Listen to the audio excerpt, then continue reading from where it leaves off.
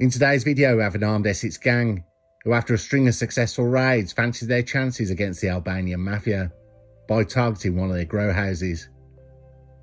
Things did not go to plan. Locked in an upstairs room behind a metal security gate, the Albanian gang would arrive and try and get the Essex crew. It would end in a life being taken and a strange phone call that to this day people still could not figure out. We take a look at the case, the police investigation and the trial.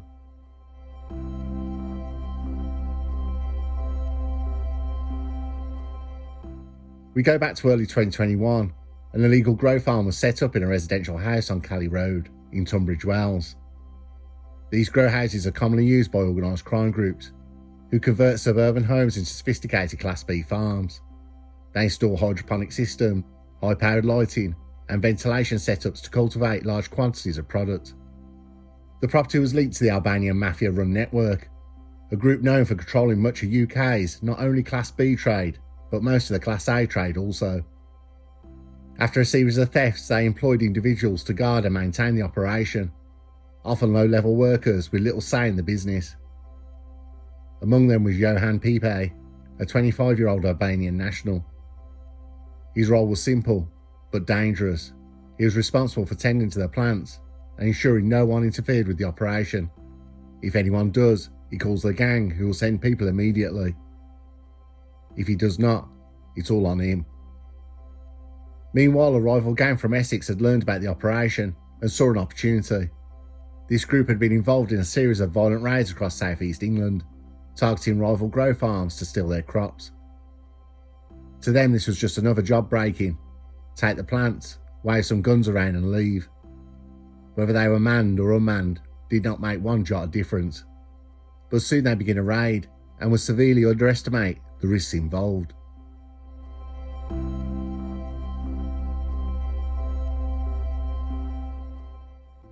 At approximately 3:24 AM, a group of men from Essex arrived outside the house on Curios Road. The convoy of vans arrived in front was a car, armed with weapons. The Essex crew was ready to storm and rob the property. They forced their way into the house, believing the house to be empty or lightly guarded. However, they quickly realised they were wrong. The house had a series of metal doors behind the outer doors. Inside was Johan Pipe, who had been sleeping but was startled by the commotion.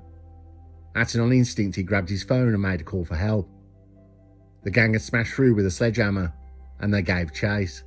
Pipe was cornered and ran up the stairs of the house.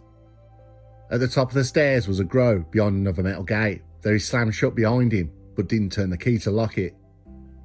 Pipe was still on the phone and the gang said they'd be less than 10 minutes away.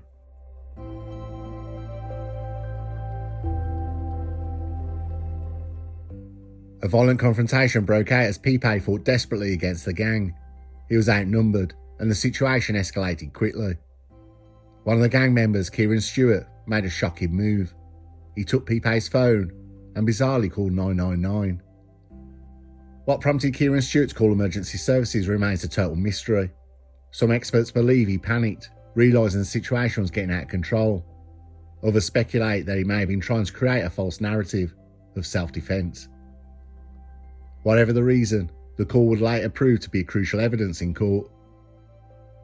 In the background of the 999 recording, voices can be heard yelling. Curios&Spiritual can be heard shouting at Calvin Amoko, one of his accomplices, telling him to stab him. The Albanian gang had arrived and pulled up outside the house. The two Essex gang's vans sped off, leaving the Essex gang members Amoko, Stewart and Malaski upstairs with Pipe. The Albanian gang entered the house but could not get past the gate on the stairs, which the Essex gang had now locked. Pipe had been stabbed multiple times, causing massive blood loss.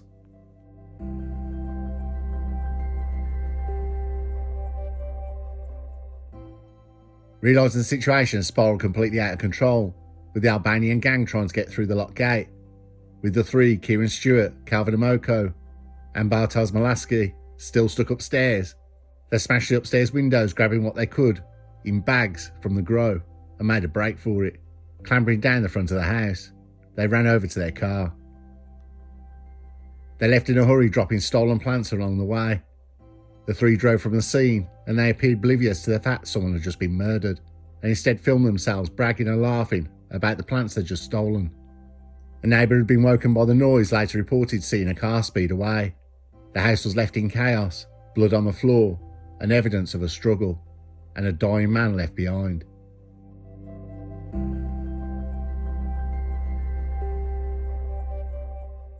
Police arrive at the scene to see the road strewn with plants, and a fire had also broken out at the address. Kent police responded swiftly, with fire brigades following, arriving within minutes. However, gaining access to the crime scene was a challenge. A reinforced metal gate blocked the entrance to the upper floor, where Pipe lay gravely wounded. Fire crews had put out the small fire upstairs, and they had gone through the window to attend to the victim, who had succumbed to his injuries and was now dead. The fire crew got cutting equipment to gain access to the upstairs and had cut through the barrier. Upstairs forensics started preserving the murder scene. A blood-stained knife later confirmed to be the murder weapon was found nearby. CCTV footage from the area captures the suspects fleeing, providing investigators with valuable leads. Coroner Alan Blunsdon submitted his report and recorded how several 999 calls were made to an incident involving knives and guns, as well as a fire at the address. He explained on arrival officers had found a broken window and signs of forced entry.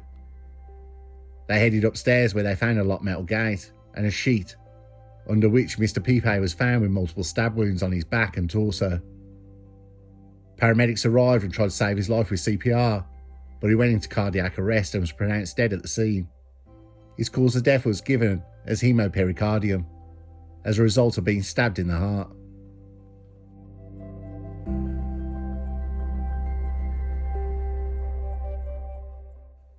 Within 24 hours, police made their first arrest. Over the next few weeks, more suspects were tracked down. What was initially thought to be 5 attackers and raiders led to a total of 13 individuals being charged. The victim, Pipe, had previous UK prison record. In 2018, Salvatore Carla, 44 years old, and Johan Pipe, 21 years old, grew Class B in a house that they'd rented. The factory was uncovered when an off-duty police officer spotted Pipe scoping out a neighbouring property in Mitchell Road to expand the factory. After finding a gate open as Pipe walked away from the house, the officer arrested him on suspicion of burglary. While at the scene, police noted a strong smell, the herbal kind, coming from Pipe's house. After inspecting the house, they found the grow farm that spanned 3 upstairs rooms as well as the loft. They also found Pipe's mate, Cola, inside the house, who was arrested after questioning. Burglary inquiries were dropped, but the pair were charged with their involvement in the operation. They both received 2 years and 3 months each. As we can see, he did nothing to deter Pipe, and 3 years later, he was working for the grow farm, raided by the Essex gang.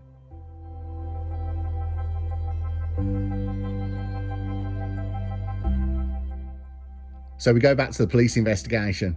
The investigators relied on multiple sources of evidence, including forensic analysis, linking the suspects to the crime scene, CCTV footage showing their vehicles arriving and leaving, mobile phone records placing them at their location, the 999 call on Pipe's phone that was made by Kieran Stewart, which captured key moments of the attack. The evidence painted a clear picture that this was premeditated robbery that turned into a murder. An investigation by the Kent and Essex Serious Crime Directorate. All 13 suspects and charges were authorised by the Crown Prosecution Service.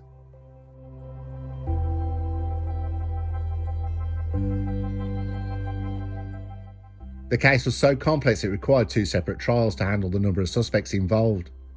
The first trial was on May the 18th at Loughborough Crown Court, and the second trial was at the Old Bailey. Kieran Stewart, 20 years old, of Hornchurch, Essex, was convicted of murder and conspiracy to commit robbery. He received a life sentence with a minimum term of 26 years. Calvin Amoka, 18 years old, of Ilford, Greater London, was convicted of murder and conspiracy to commit robbery. He was given a life sentence with a minimum term of 22 years. Bartels Malaski, 28 years old, of Croydon, was convicted of murder and conspiracy to commit robbery. He was given a life sentence with a minimum term of 22 years. Nathan Rainforth, 22 years old, of Pilgrim's Hatch, Essex, was convicted of manslaughter and conspiracy to commit robbery. he was given 7.5 years in prison. Dante Simpson Palmer, 19 years old, of London, was convicted of manslaughter and conspiracy to commit robbery. He was given 6 years in prison. Charles Riley, 28 years old, of Essex, was convicted of conspiracy to commit robbery. He couldn't go to the robbery because he was tagged from a previous offence, but still got 10 years in prison. Mohammed Mia, 26 years old, of Romford, Essex, was convicted of conspiracy to commit robbery. He was given 6.5 years in prison. Ray Render was jailed for 6 years for manslaughter and 2 years and 5 months for the robbery. The sentences are to run concurrently. Fabian Spuler, 21 years old, received a total of 4 years and 2.5 years for conspiracy to rob, and 18 months for perverting the course of justice. The sentences are to run consecutively. Nathan Turner, 30 years old, of Whalley, Brentwood, was jailed for 6 years. Glenn Huff, 52 years old, of Pilgrim's Hatch, was sent to prison for 4.5 years. Zach Cutty, 25 years old, of Waltham Abbey, Essex, was given a 3-year prison sentence. Jonathan Hedges, 26 years old, of Romford, Greater London, was jailed for 2 years.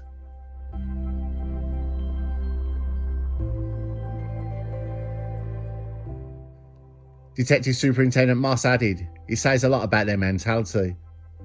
That as some of the offenders drove from the scene, they appeared oblivious to the fact they had just murdered and instead filled themselves bragging and laughing about the Class B they had just stolen. We have worked relentlessly to ensure every single offender involved in this incident faced justice, and the lengthy prison sentences reflect the senseless loss of life and needless violence associated with the supply of Class B." Within 24 hours, 5 people were arrested by Kent and Essex police. A further 8 suspects were tracked down and detained over the following weeks. Due to the high number of defendants, the case was split into 2 trials at separate courts.